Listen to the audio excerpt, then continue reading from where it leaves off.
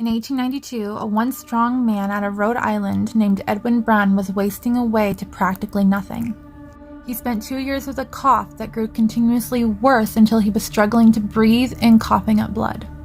After spending some time in Colorado in the hopes that the fresh air would cure him, he decided it was time to spend the rest of his life in the small Rhode Island town where he grew up with his family.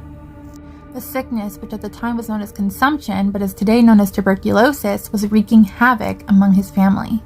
It had already taken the lives of his mother, Mary Brown, and his sisters, Mary Olive and Mercy Brown.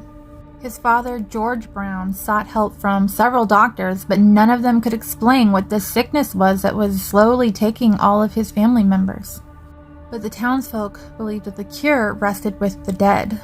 They believed that vampires were sucking the souls out of the people in Rhode Island, and that the only cure for this illness rested with the vampires.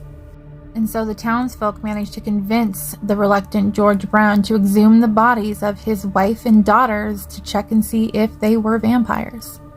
And while Mary and Mary Olive's bodies were in the early stages of decomposition, Mercy Brown's body was still flesh, and it was said that she still had blood in her veins. The doctors tried to explain that there was a perfectly normal reason for Mercy Brown's lack of decomposition, but the townspeople were not buying it. And so they exhumed her body, cut out her heart and lungs, and threw them on a pyre just outside the Brown family home. They then mixed the ashes with water and fed this concoction to Edwin in the hopes that it would cure him of his illness. But sadly, Edwin Brown died just 2 months later.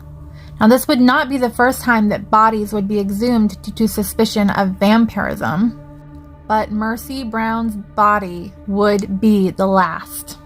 Her heartless body still rests in the grounds of Chestnut Hill Cemetery to this very day.